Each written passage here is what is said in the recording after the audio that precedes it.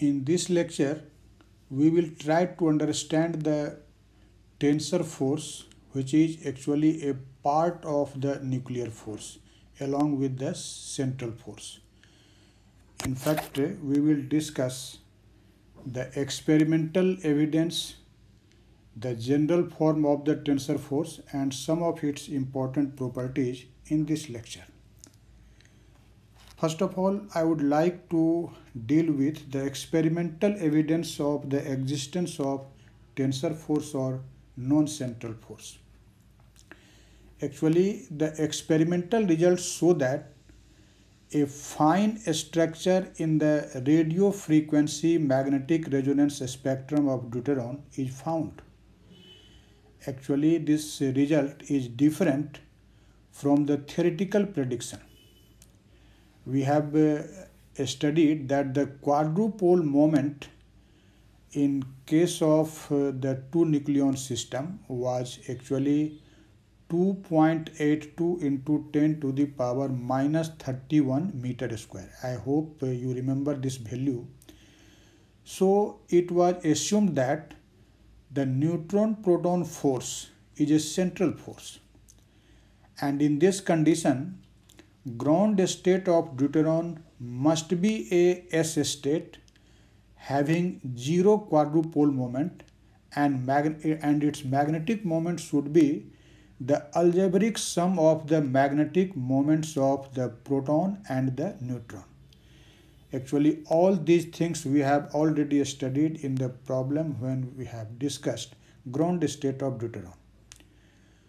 Now, the existence of the quadrupole moment, particularly in heavier nuclei, although we have studied that in case of deuteron, quadrupole moment is not zero, that has a value of 2.82 into 10 to the power minus 31 meter square. And particularly in case of heavier nuclei, this quadrupole moment is not zero. And if anybody want to explain that the quadrupole moment is not zero, how we can explain it? Actually, it is explained by assuming the force between the neutron and proton is not purely a central force, but it is partly a central force and partly a non-central force, and that non-central force is also known as tensor force. Actually, the small deviation of the deuteron wave function from the spherical symmetry, we are able to calculate this non-central part of the nuclear force, although it is found very small in comparison to the central part. As I have told you in the previous lecture, that the probability of finding of the nucleon in the state 3s1 is 96%, and in the state 3d1, that was actually only 4%. So the contribution of the non-central force, or you can say the tensor force, in the value of the nuclear force is much smaller, but it is not zero. It is smaller than the central part, but you can't say that it is zero. In fact, the tensor force resembles magnetic interaction between the two dipoles, and it results in the lower potential energy for the neutron and proton system when the line joining them is parallel to the spin direction than when it is perpendicular. So what I have told you in this experimental evidence, the main facts I have just written here for your convenience, and I hope you have understand why we consider that the nuclear force is not a purely central force. The gist is that as the quadrupole moment is non-zero, so the nuclear wave function cannot be completely of a spherical symmetry, and this deviation from a spherical symmetry is due to the presence of the tensor force or central force. Now, after this experimental evidence, The second point I would like to deal with is the form of the non-central force or the tensor force. Form of the tensor force.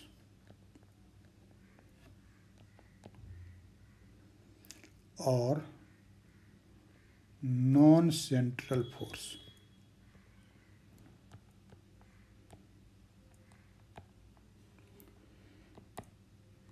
You know, in quantum mechanics, whenever we talk about the force, actually we talk about the potential. Potential means potential energy. Actually, when we say that we have to know the form of tensor force, it means we have to know the potential energy with respect to which this force will be defined. So we always talk in terms of potential whenever I have to state the form of a force.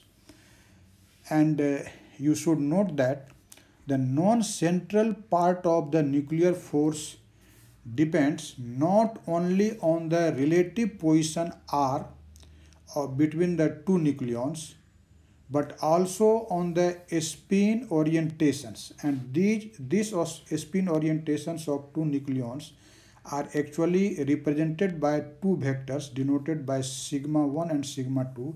Actually, these vectors are just related to the Polish spin matrices. So you can say if there are two nucleons, let us say these are two nucleons, this is nucleon number 1 and this is nucleon number 2. In this condition, what is the position vector of nucleon 2 with respect to 1? Or you may say the position vector of nucleon 1 with respect to 2. Anything you can say. So if the force is central, then that force completely depends on R, you can say that force depends only on this R. But the non-central part of the nuclear force or the tensor force depends on R, but not only on R, but it also depends on the spin orientations of these two nucleons, that is nucleon number 1 and nucleon number 2. It means the spin orientation makes what angle with R that matters. In fact, on that factor, the nucleon potential corresponding to this non-central part of the force depends. So you can say that the tensor force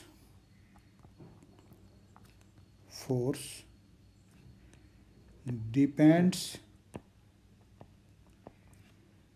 on spin orientations. Spin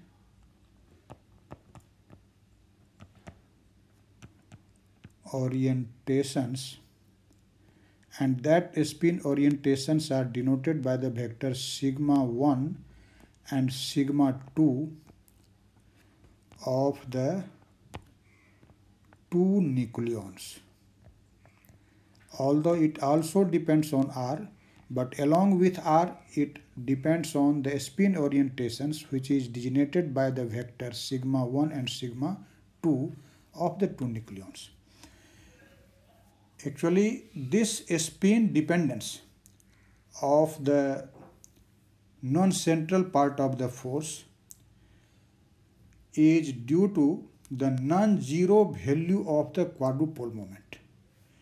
As if the quadrupole moment is non-zero, only then this situation will come into picture.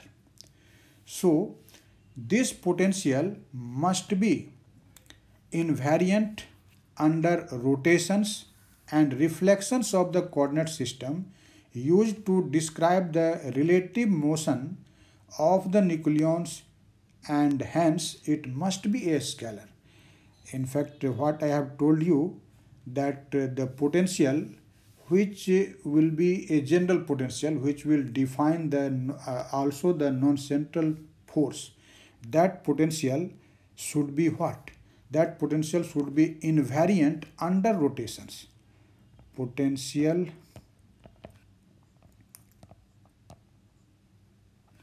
should be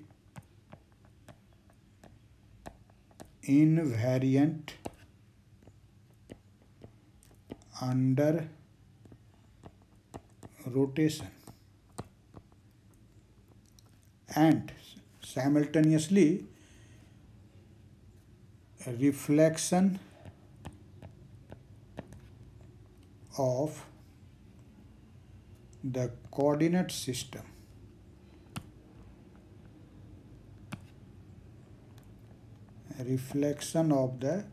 system used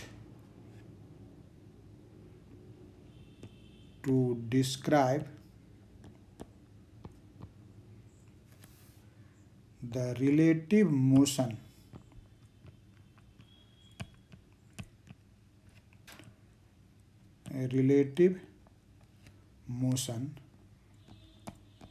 of the nucleons.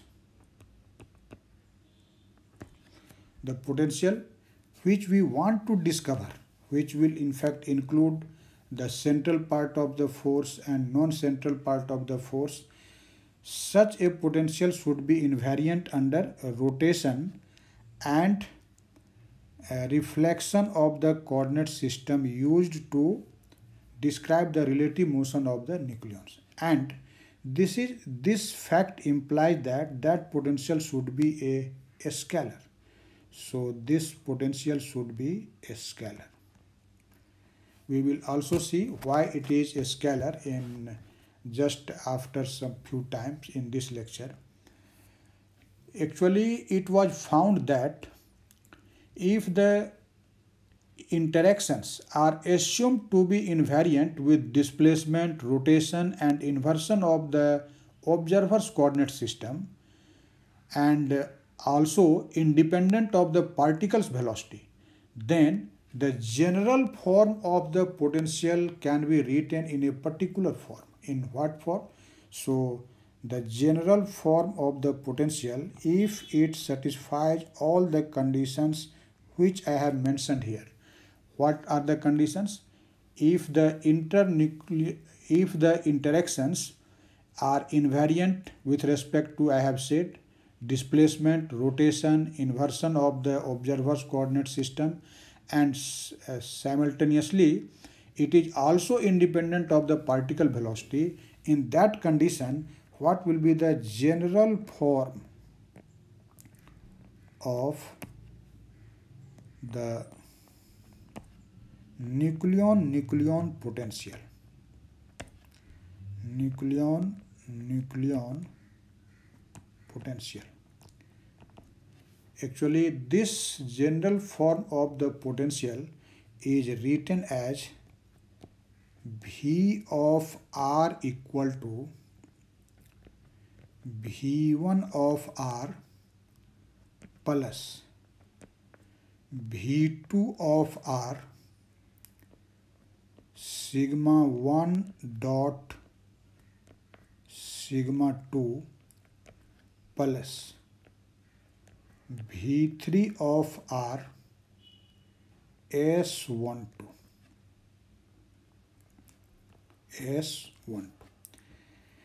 In fact, in this expression, all the V, that is V1 of r, V2 of r and V3 of r, all these V's may depend on the orbital angular momentum of the two nucleon system and simultaneously on the charge of the particles. You should understand that all V's, when I write V's, it means V1R, V2R and V3R. All these three V's depend on the angular momentum L and charge of the nucleons.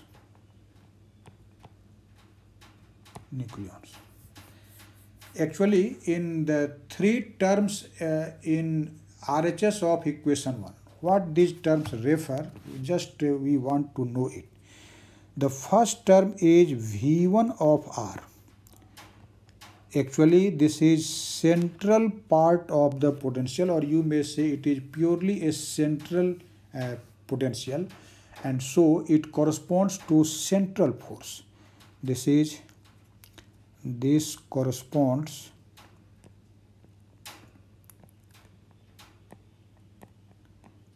to central force.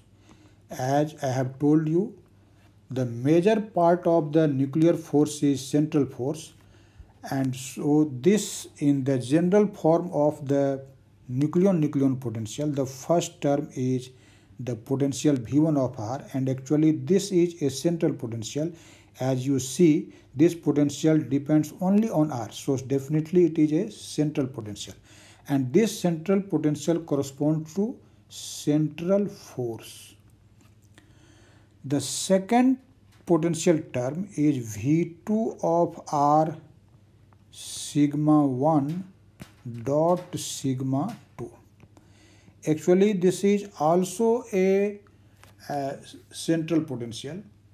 It also corresponds, in fact, the central force, but this is a spin dependent but central force.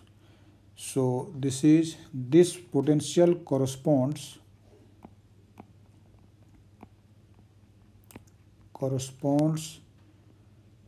to a spin dependent central force. A spin dependent central force. See the difference. This V1R is purely a central potential and it depends only on R. It is not a spin dependent, and this potential corresponds to the central force, and such a central force which does not depend on the spin. But this potential V2 of R into sigma 1 dot sigma 2, it corresponds to a spin dependent central force. And the third part of the potential is V3 of R S12. This is in fact most remarkable regarding the tensor force. Actually, this V3 of R S12, this potential corresponds interaction potential which depends not only on the separation between the two nucleons, that is R, but also on the angle which their spins make with the line joining the two nucleons. So this is the interaction potential. This is interaction potential which depends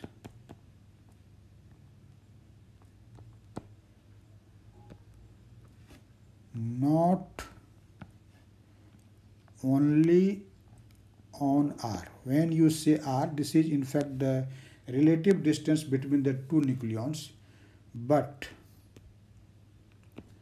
also on the angle which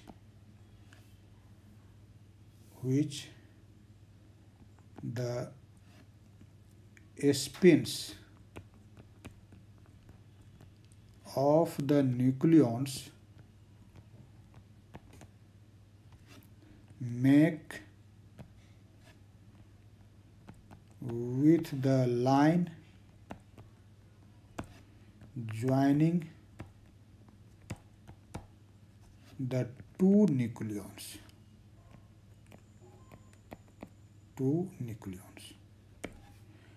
Actually, in this expression for of this potential V3R S12, what is this S12? Actually, S12 is significant here. S12 is actually known as tensor force operator. And How it is defined, I would like to mention its definition in a quantitative way. So this S12 is what? This is known as tensor force operator. Tensor force operator. And this tensor force operator S12 is defined as, how it is defined? S12 is defined as 3 into sigma 1 dot r into sigma 2 dot r over r square minus sigma 1 dot sigma 2. This is actually the defining equation of this tensor force operator S12. As you can see in RHS of this expression, the first term is this and this is its second term. The first term actually in the RHS of this equation 2 gives the dependence of the interaction upon the angle between the particle spin and the separation vector r. You can see here there is sigma 1 dot r and sigma 2 dot r.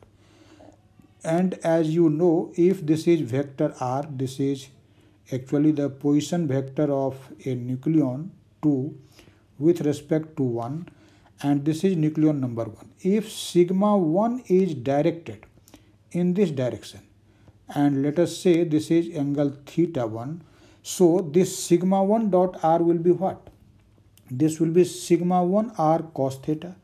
And if you say that this spin vector is sigma 2 of the second nucleon makes an angle theta 2, in fact this will be not theta 2, vector's direction will be measured in terms of this angle. This is theta 2.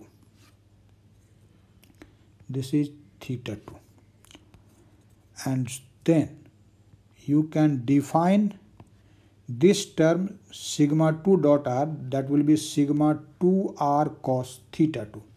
So you can see that the first term actually gives the dependence of the interaction upon the angle between the spin vectors, that is sigma 1 and sigma 2, and the position vector of one nucleon with respect to the other nucleon, which I have mentioned here by vector r. And this second term sigma 1 dot sigma 2 has been subtracted. Why it is subtracted? The cause is that if we take the average value of this S12 over all directions of r, then it should be 0. So to make the average value of S12 over all directions of this vector r, S12 should be 0, and for this we will have to subtract this scalar quantity from the first term. If you will not subtract it, then the average value of S12 will be never 0, but it should be 0 for all directions of r, and for this we have to subtract from the first term a quantity which is equal to sigma 1 dot sigma 2. So I am just mentioning the significances or meaning of these terms in very short here. The first term refers what? This term implies that the dependence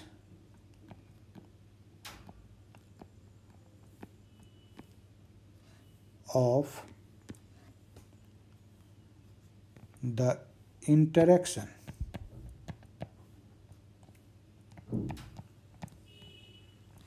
on theta 1 and theta 2. Actually, theta 1 and theta 2 are the angle made by sigma 1 and sigma 2 with the vector r. So this interaction depends on this direction or this angle, and this information is contained in the first term. And the second term has been subtracted from the first term to account for the average value of S12 to be 0 for all directions of R. So it is subtracted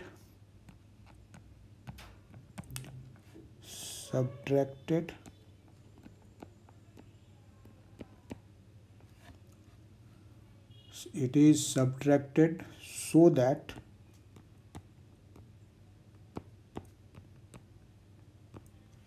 the average value of S12 over all directions R is 0. For accounting this term is subtracted from it. In fact, it is found that, remember it, this is sigma 1 dot sigma 2 is actually equal to 1 for a triplet state. This is for a triplet state, and this equal to -3 for singlet state. Remember it.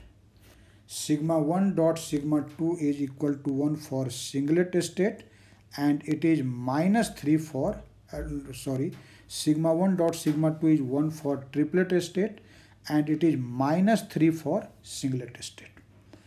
So this is the general, as in equation 1 I have defined the general form of the nucleon potential, and you can see here this general form contains the pure central part, a spin dependent central part, and this is actually the tensor part of the potential, and corresponding to this potential we define the tensor force.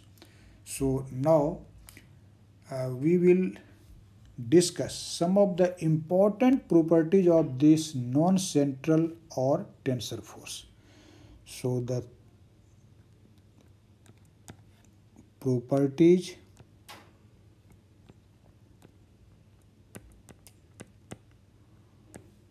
of the non-central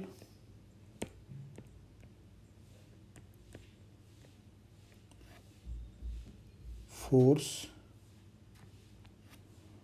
or tensor force.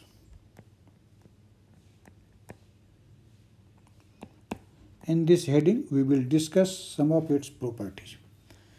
As you can see, this S12 is a scalar, and since S12 is a scalar, so the tensor force potential must be a scalar. You can see this S12 expression for S12 is written here, and you can see this is the first term is a scalar quantity, this is a scalar product of two vectors, so this is a scalar. So you can say this S12 is a scalar, and if S12 is a scalar, then definitely the tensor force potential, that is V3R, that will be also a scalar. This implies the tensor force potential is a scalar, and already I have mentioned it just now previously. And actually it is found that if this V3R V3 of R is finite, then the total angular momentum, and you know the total angular momentum is denoted by the symbol I. And what is this? Actually, it is also total angular momentum of a nucleus is also known as nuclear spin, and actually it is the vector sum of the angular momentum and the orbital angular momentum L and the spin angular momentum S for all the nucleons, and when we will sum up it, we get the total angular momentum of the nucleus, and that is called nuclear spin. So the total angular momentum I and the parity in this condition remain actually the good quantum number. But if you talk about the orbital angular momentum L only and the spin angular momentum S only, then they are not constant of motion. But at the same time, the square of the spin angular momentum, that is S square, is still a constant of motion for the two body system. So what I have told you, just I am writing it in brief, that in case of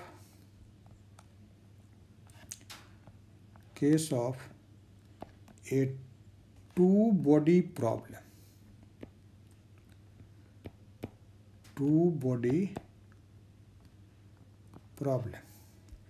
nuclear spin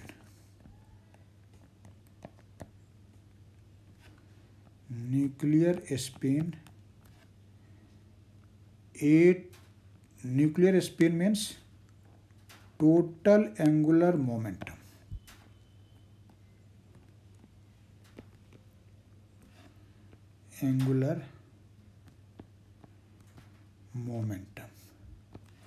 And this is denoted by I. It is actually a good quantum number to describe this situation. At the same time, the parity, which is defined by -1 to the power L, is also a good quantum number. But L, this is orbital angular momentum, it is not a constant of motion, and at the same time the spin angular momentum S is also not a constant of motion.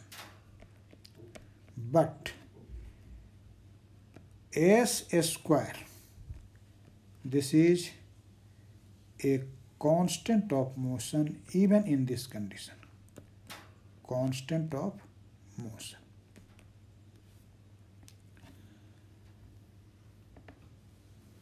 As I have told you, the tensor operator, that is S12, this is our tensor operator S12. This tensor operator is defined in such a way that its average value over all directions R is 0, as just I have told you.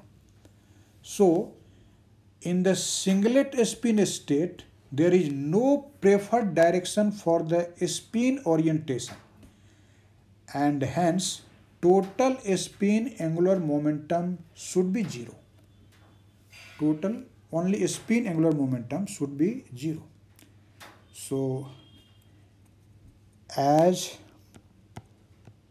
we know, the total average value of this spin, this tensor force operator must be 0, and for this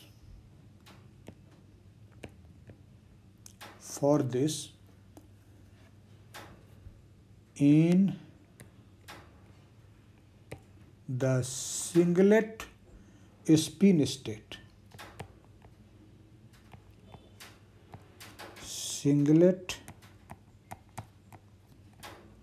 spin state space, the spin on angular momentum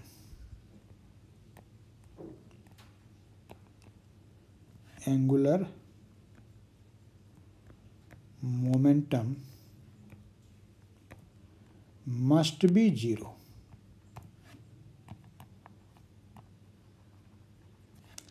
That is, S should be equal to 0.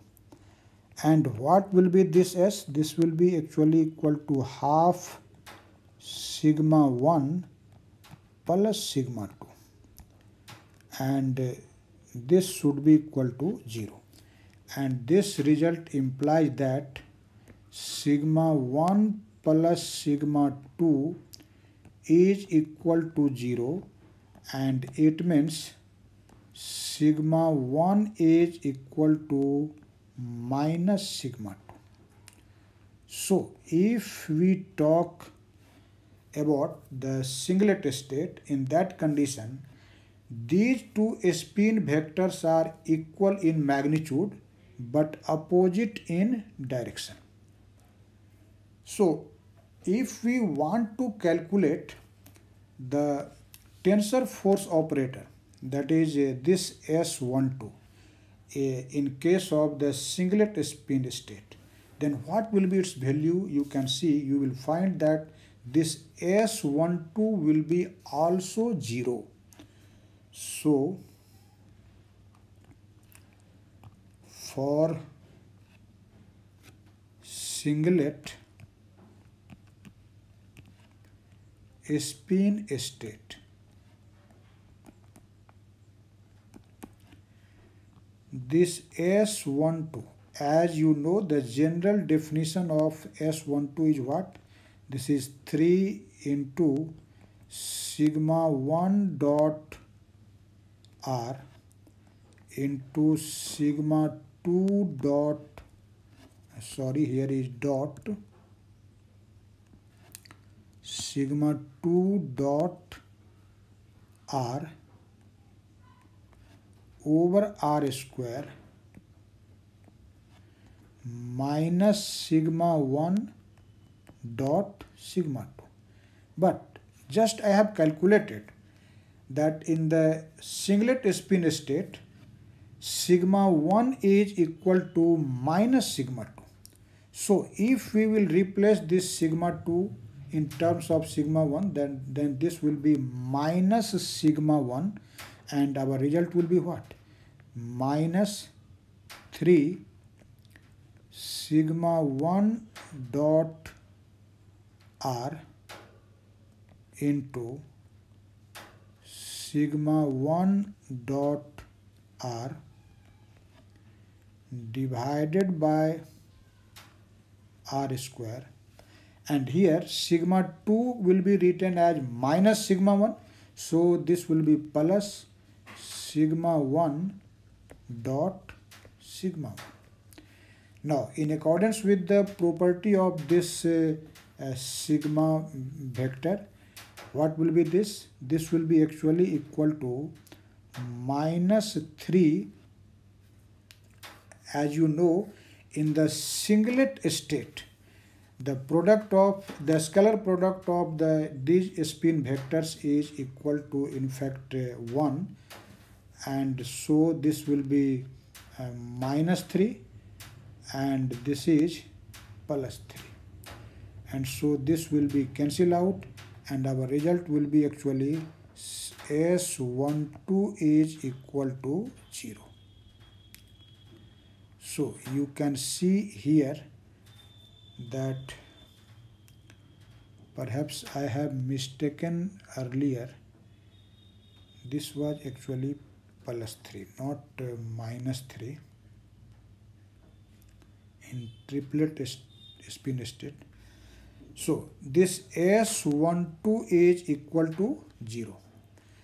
And if S12 is 0, you can see the general form of the potential which I have mentioned in above in equation 1. So this V3 R S12 will be 0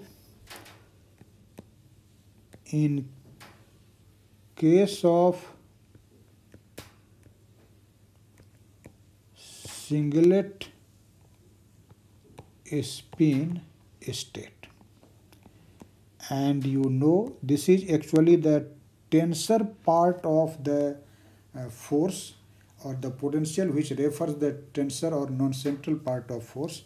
So if you consider the singlet spin state, then this term will be 0. It means there is no non-central force present or no tensor force present. So we say that the singlet is in singlet spin state, the nuclear force is purely of central nature. So you can say that the tensor force is 0 in the singlet state, and it means singlet states of the nuclear forces are central forces. So our conclusion is what? Conclusion is tensor force is 0 in the singlet spin state.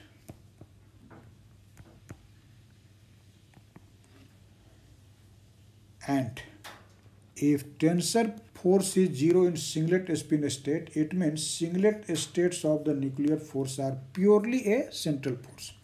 So singlet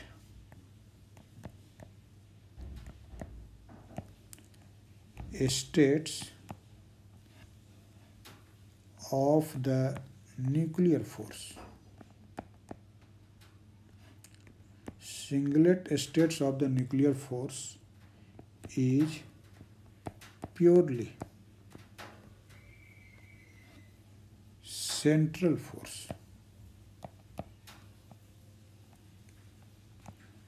So it is clear that if the spin state is not singlet but it is a mixture of singlet state and other spin state, that is it may be triplet state, then the tensor force arises. In singlet state, tensor force will be 0. The nuclear force is purely a central force. So now I would like to discuss when the state of the nuclear force is not a pure singlet state, but it is a mixture of the singlet state and you may say the other states. So we know that the triplet states of a given total quantum number, that is I, can be written as a linear superposition or combination of the triplet states with orbital angular momentum L, which is given by, in fact in triplet state, L will be given by I minus 1 and I plus 1. So this is a very remarkable fact that in triplet state,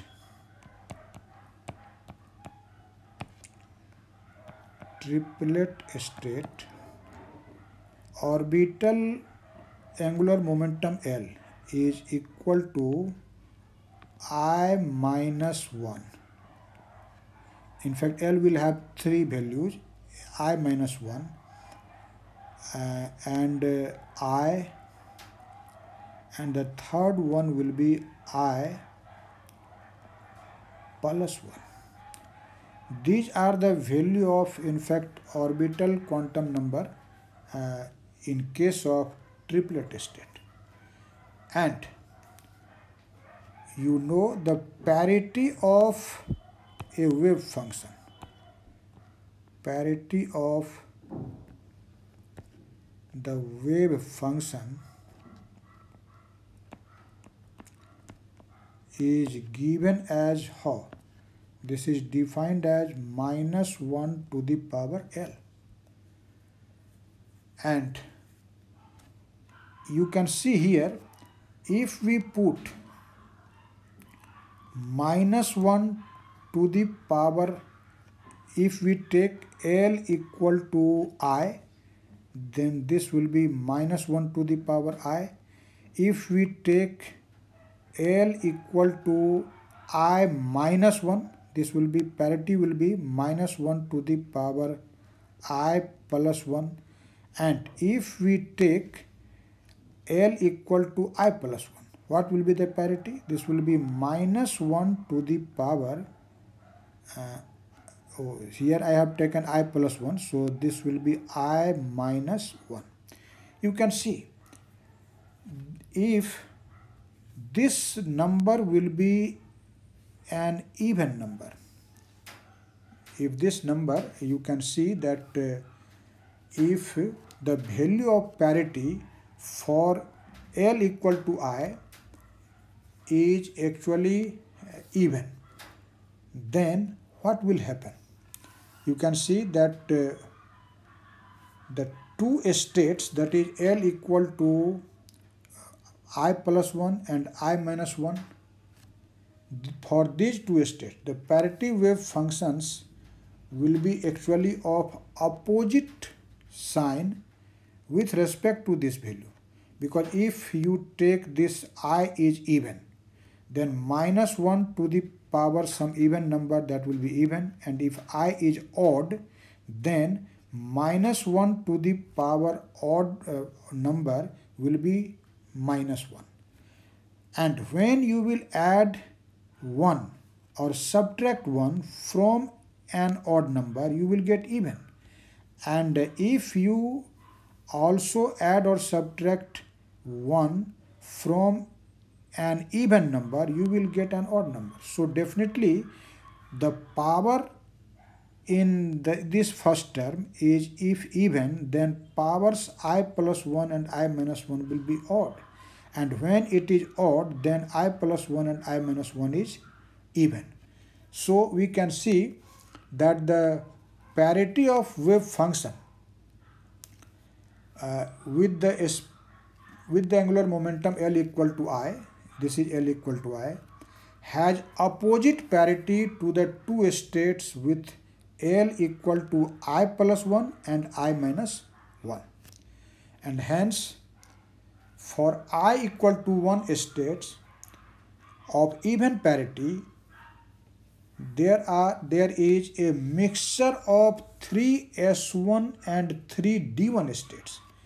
And for I equal to 1 states of odd parity, the state is purely a 3p1 state. So this is a very remarkable fact, just I am mentioning it here, that for I equal to 1,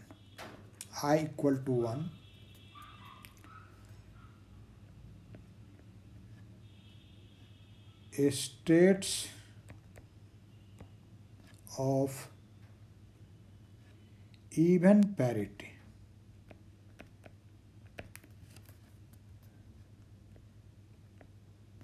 are mixture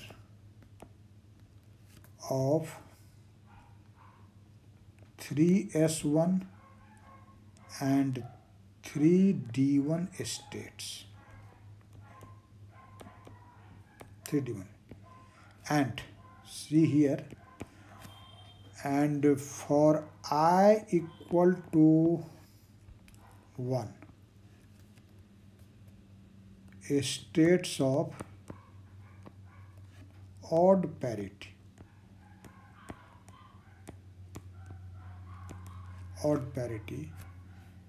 the state is 3p1. This is a pure 3p1 state. The conclusion is what? What we have discussed here, I am just mentioning it as a conclusion. What you have learned in this discussion, I am mentioning it just in a conclusion.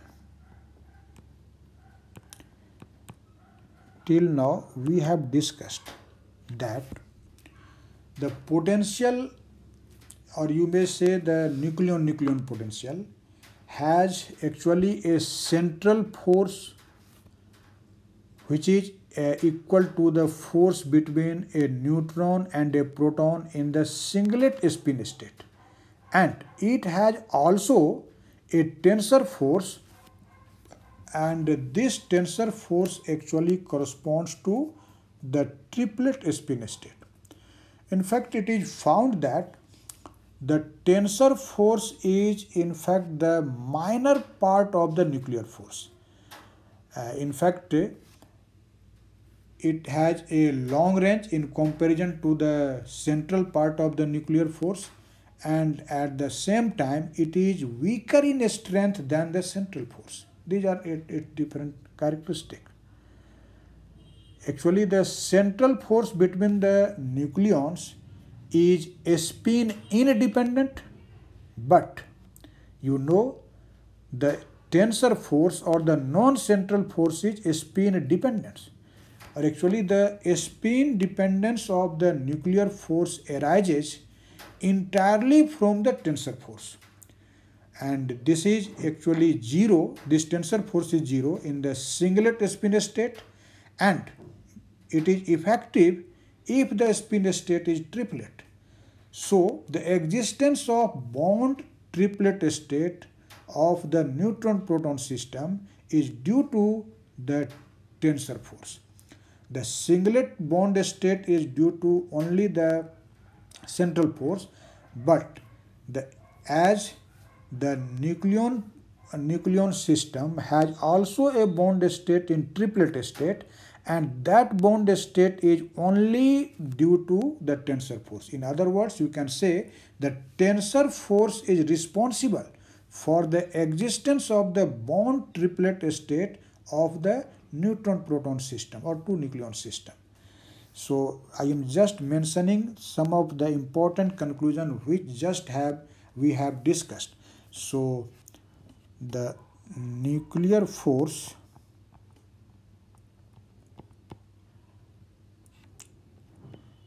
is actually a combination of central force plus tensor force.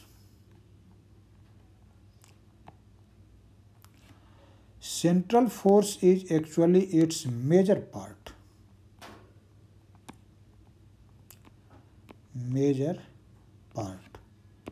But the tensor force, you can say it is its minor part.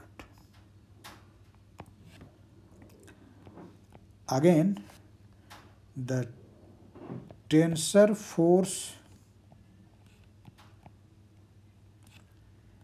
has a long range in comparison to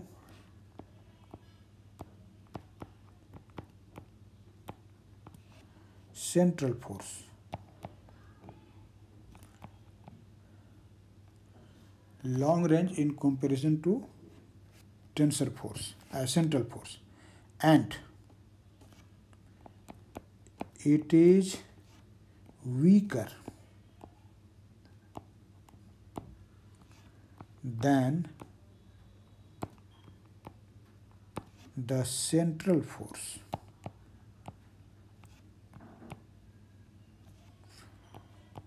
The most remarkable fact which we have discussed here is central force is actually spin independent. It is spin independent, and tensor force is spin dependent.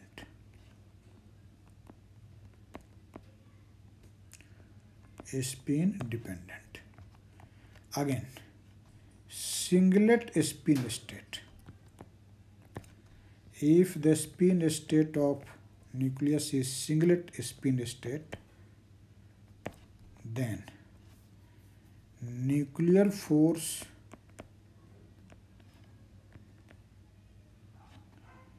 is purely a central force.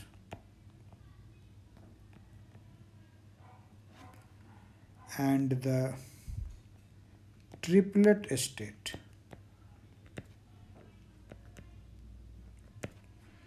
in triplet state, actually nuclear force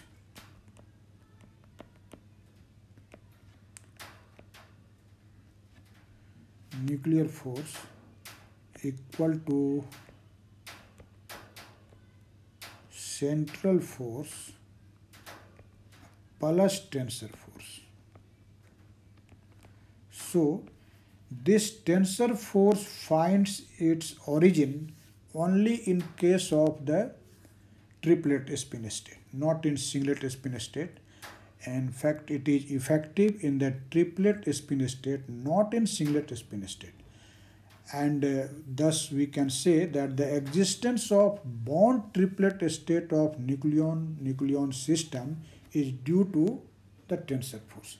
So the bond triplet state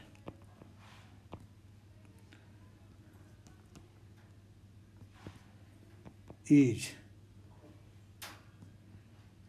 due to tensor force. This is due to tensor force. So this was all about tensor force or non-central force. I hope the idea of tensor force is now clear to you, and we will meet together in another lecture with some new concept.